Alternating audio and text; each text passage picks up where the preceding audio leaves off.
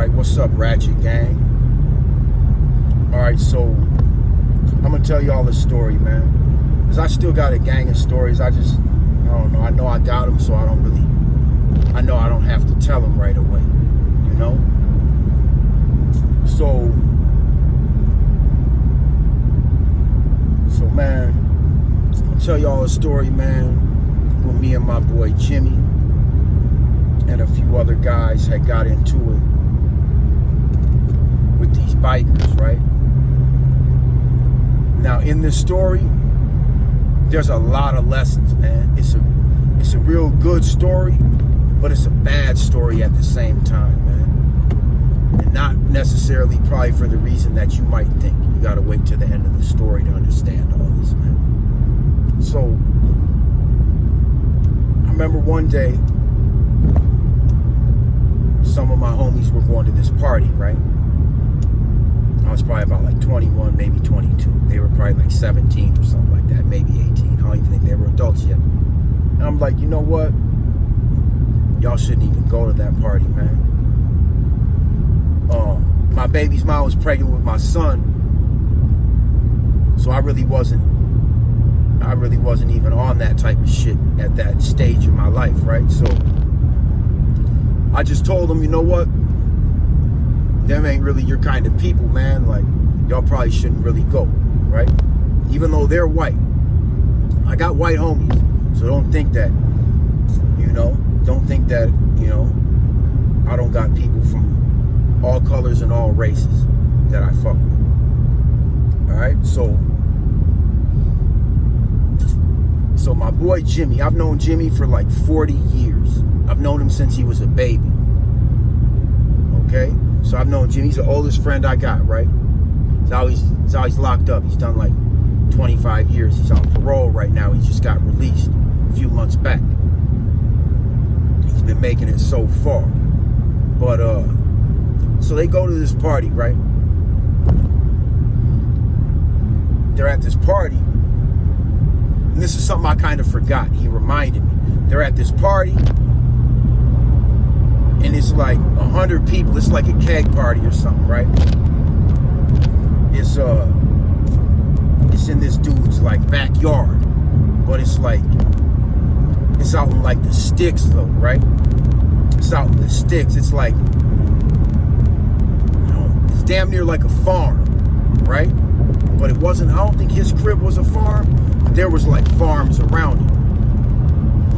That's why I told them fools, don't even go, you're tripping, right? So they go out there, and somebody, I think, knocks one of the dude's bikes over, something to that effect. Was fucking with one of their bikes, right? So Tony Kramer ended up slamming dude on the ground and choking him out or something, right? Which, in hindsight, like my boy Jimmy said, that was their fault. They kind of started some shit, right? One of the dummies he was with started some shit. So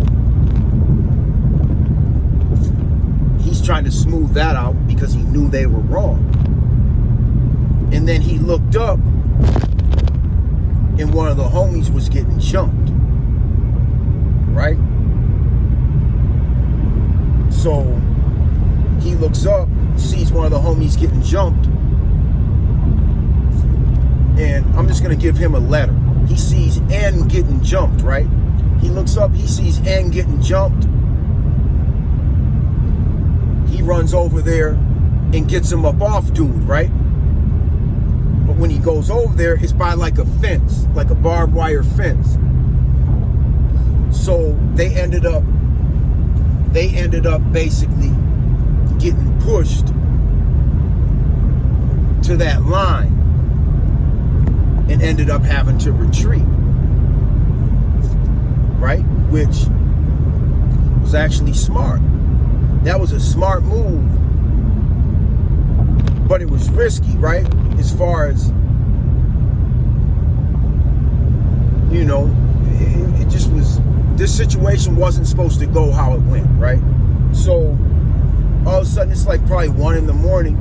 My phone rings. I'm like, hello? Jimmy's like, hey, man, we just got jumped.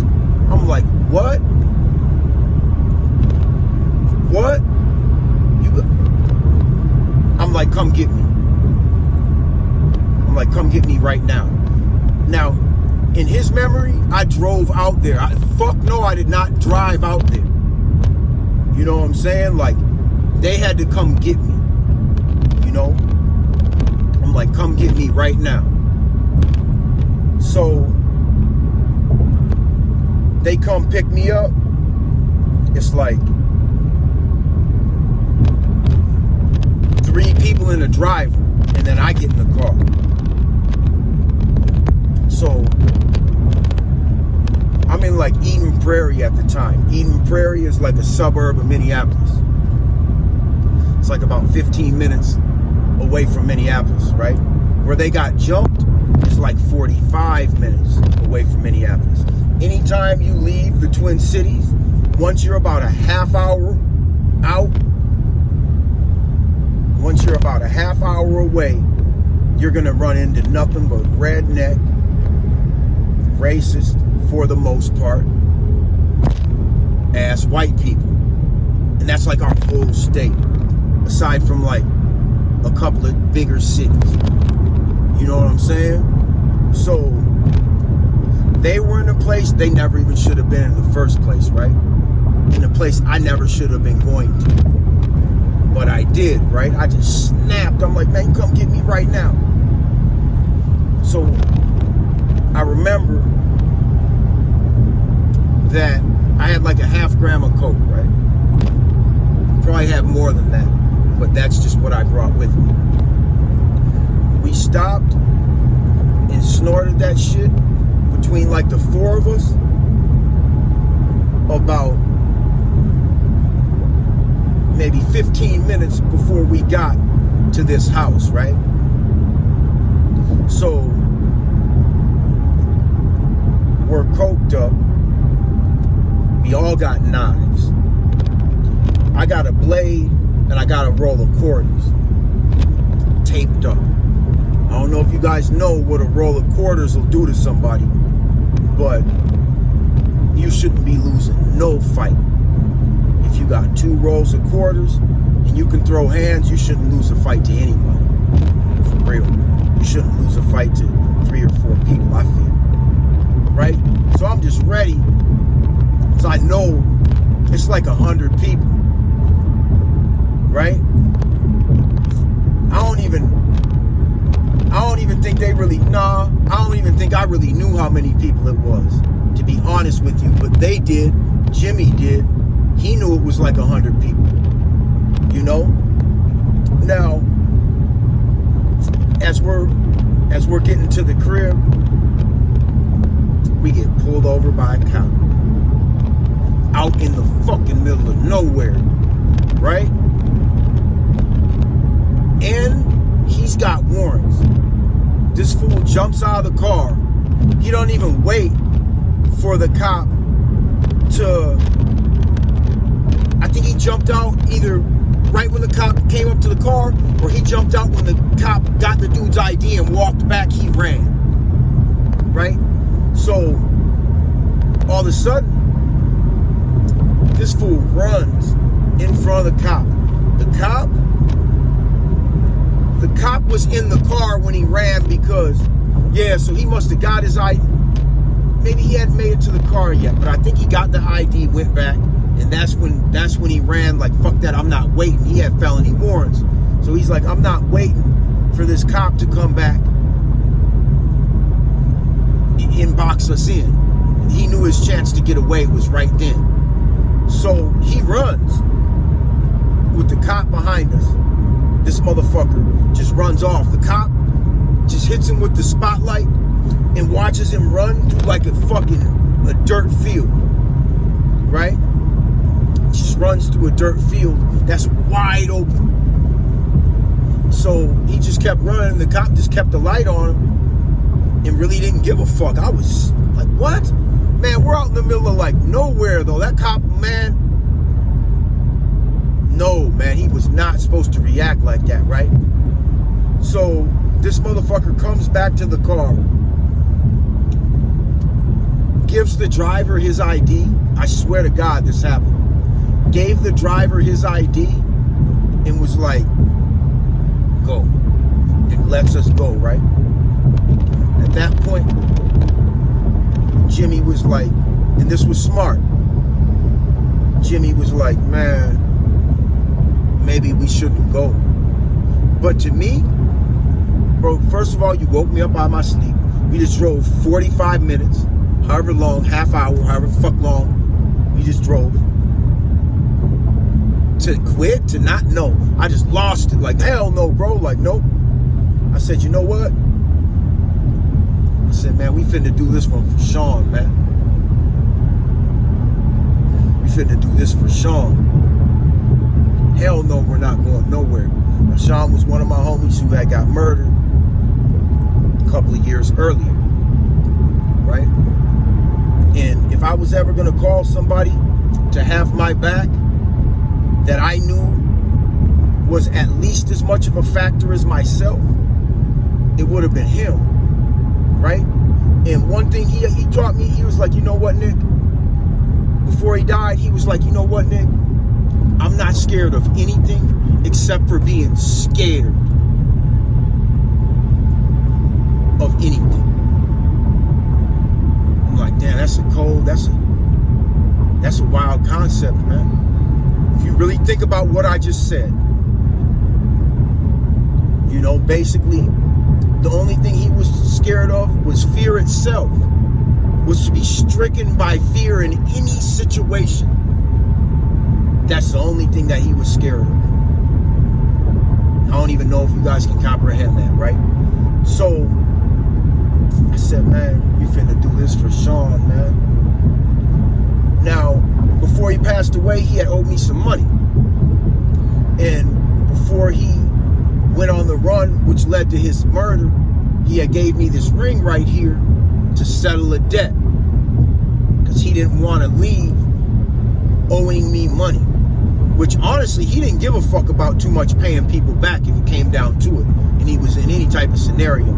So I really appreciated the fact that he gave a fuck enough to settle that debt. Given the situation that he was in, looking at 5 years overselling this little bullshit joint to this motherfucker. This shit was crazy. I'm not getting into that story right now. It's on my playlist, man. It's hard for me to talk about that.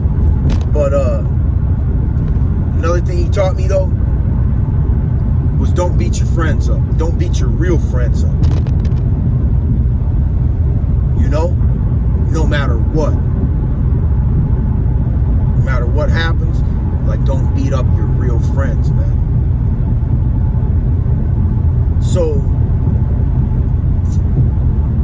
I snap out and I won't back down. I'm like, no. So we pull up. I'd say we drove about maybe a mile, but probably less than a mile from where N jumped out of the vehicle and ran, right?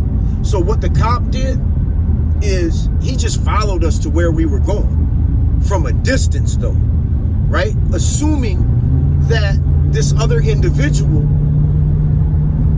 we were gonna pick him up somewhere or something, right? But we just drove straight to the party, which wasn't very far. I didn't know at that time that the cop followed us, right? Didn't much give a fuck either. That's that coke, man, I lost it, man, right? So I'm like, fuck it, man. Now, I never really was into doing coke much. I had done it before plenty of times, but I never really was into it, like, really thought much of it, right? So, I'm just in a rage, right? We show up at the party, we walk up the driveway, but now there's only 3 of us plus the driver, who was not a factor. He was just a driver. I'd never seen this person before. I don't know who he was. He was not fighting with us. So now one person ran. Started with 4 of us. Now there's 3 of us. Right? I got 3 weapons though. 2 rolls of quarters that I'm starting with. And I also got a blade for when it really starts getting funky, right? Because there might have been some guns around as far as like in dude's crib and shit like that, but I just don't feel that any of these people were armed with any guns were gonna come into play. So I'm like, nah, we're gonna do it like this, right? I walk up on the first dude, which was Tony Kramer. I'll name the victims because I don't care.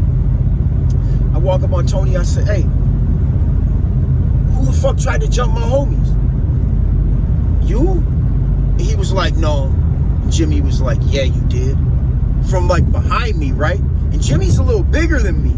Jimmy's like, yeah, you did. And I'm like, oh, I hit him with a right. Hit him with that right hook, shatter his jaw. He's out of the fight. I hit him, I blow him over, but he doesn't go down, but I knock him like 5 or 10 feet to the side. Roll of quarters is like, man, if you've never hit nobody with one, then you really don't know. But there's a reason that it's a felony, and it's basically considered just like a knife or a bat or a pipe, right?